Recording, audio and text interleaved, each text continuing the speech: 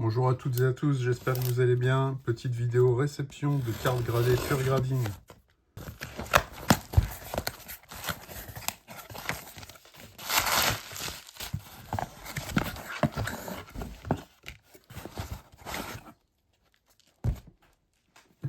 Voilà, donc j'ai des cases.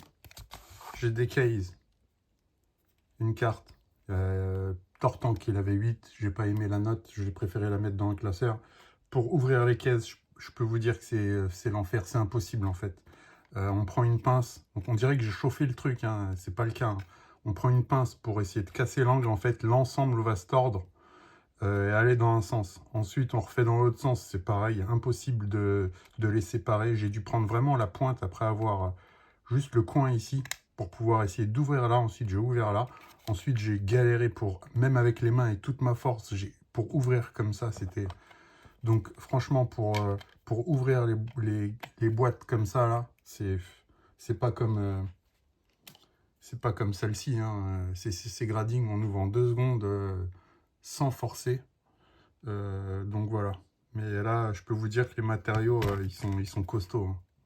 C'est un truc de fou. Là, on a vraiment quelque chose de beaucoup plus fin, beaucoup plus facile à ouvrir. Opening. On veut voir les notes. En plus, j'ai été motivé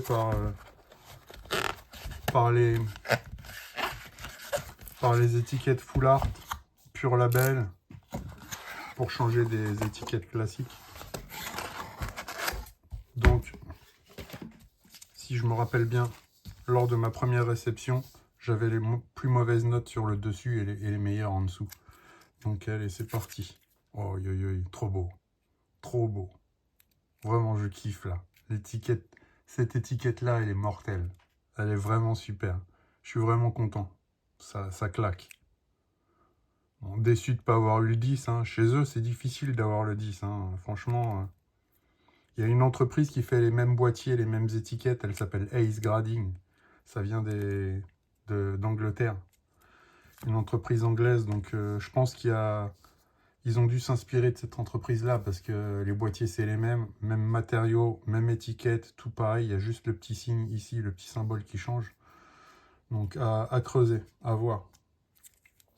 Un petit Noctali VMAX qui a 8, dégoûté du 8. Je comprends même pas qu'elle ait eu 8. Je comprends même pas qu'elle ait 8. J'ai tout regardé partout. Allez, on va regarder les subgrades. C'est la surface, merde. Ouais, c'est la surface. On voit même pas combien elle a, la surface. Là, l'étiquette, elle est pas très lisible. 7. Ok, surface 7. Je comprends même pas que... Putain, dégoûté. Dégoûté d'avoir 8 sur cette carte. Allez hop, ça va être cassé. Direct. Un petit 8 sur cette carte, punaise. Dégoûté, la carte elle est nickel. Surface 8. Age 8. Putain, ils abusent. Sérieux, ils abusent. 9,5, ok, ça va. 9,5, ok. Mint out of center, ok, ils n'ont pas oublié de mettre... Donc là, on voit que la découpe, elle est vraiment spéciale. Hein. On voit que le côté ici, il est vraiment très large, là très fin. 9,5 avec l'étiquette bleue comme ça, c'est plutôt joli. Donc, color match, je crois, ou je me rappelle plus comment ils appellent le nom du truc. Joli, joli, joli. Jolie étiquette, 9,5. Combien elle a eu là? Les Edge 9. Ok, c'est ce qui m'a bloqué le 10.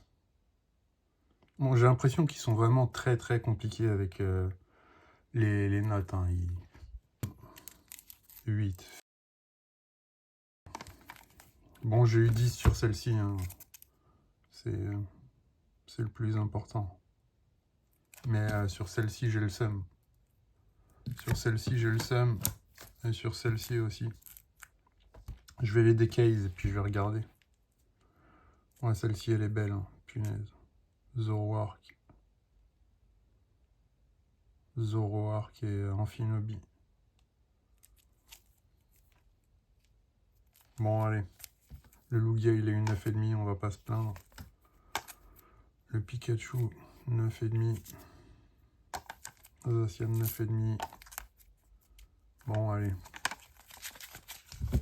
Bon, voilà pour la petite réception. Je vous dis à très bientôt. Portez-vous bien. Ciao.